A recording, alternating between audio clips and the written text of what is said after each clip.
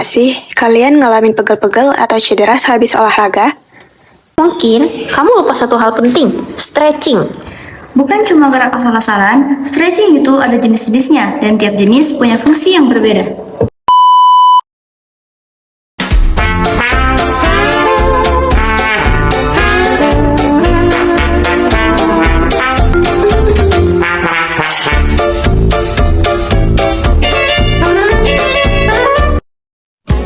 Halo semuanya, kali ini kami bakalan ngejelasin tentang jenis-jenis stretching, yaitu static, dynamic, ballistic, dan PNF. Stretching adalah bagian penting dari aktivitas fisik yang sering diabaikan, padahal punya peran besar dalam menjaga fleksibilitas tubuh, mencegah cedera, dan meningkatkan performa tubuh. Stretching itu gak cuma soal melenturkan otot, tapi juga membentuk kesadaran terhadap tubuh. Sayangnya, banyak orang yang melakukan stretching asal-asalan tanpa tahu jenis dan tujuannya. Nah, ada 4 jenis stretching utama, yaitu static stretching, dynamic stretching, ballistic stretching, dan PNF stretching. Kita mulai dari yang pertama, yaitu static stretching. Static stretching dilakukan dengan menahan suatu posisi selama 15 sampai 60 detik, biasanya setelah olahraga ketika otot sudah hangat. Contohnya seperti berdiri lalu menyentuh jari kaki atau meregangkan lengan ke atas dan menahannya. Jenis ini bagus untuk membuat otot rileks dan meningkatkan fleksibilitas jangka panjang. Tapi ingat, kalau dilakukan saat tubuh belum siap seperti sebelum pemanasan, justru bisa meningkatkan risiko cedera. Sekarang kita masuk ke dynamic stretching.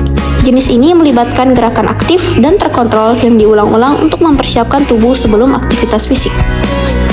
Contohnya seperti leg swings, arm circles, atau lunge dengan rotasi torso. Manfaatnya adalah meningkatkan suhu tubuh, sirkulasi darah, dan jangkauan gerak. Tapi harus dilakukan dengan teknik yang benar, supaya tidak membuat otot kelelahan sebelum olahraga dimulai.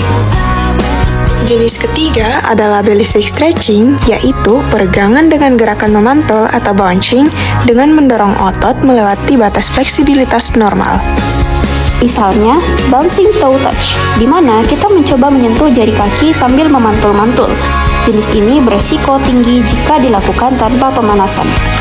Makanya, teknik ini biasanya hanya dipakai atlet berpengalaman dan harus dengan pengawasan, karena bisa menyebabkan cedera atau robeknya ligamen.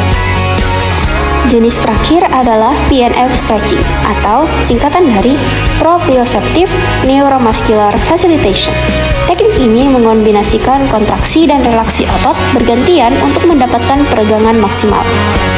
Biasanya dilakukan berpasangan, contohnya leg stretch di mana otot paha diregangkan, lalu dikontraksikan, lalu diregangkan kembali.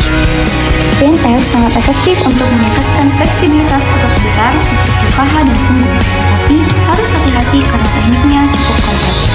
Kesimpulannya, static stretching cocok setelah olahraga, dynamic stretching untuk pemanasan, ballistic stretching untuk atlet tingkat lanjut, dan PNF untuk peningkatan fleksibilitas maksimal. Dengan memahami keempat jenis stretching ini, kita bisa bergerak lebih efisien dan mengurangi resiko cedera. Demikian penjelasan kami tentang 4 jenis stretching. Semoga pengetahuan ini membantu kita semua untuk lebih sadar pentingnya peregangan sebelum dan sesudah beraktivitas, sehingga tubuh tetap sehat, bugar, dan terhindar dari cedera. Terima kasih, kami dari kelompok 2 pamit undur diri. Salam olahraga.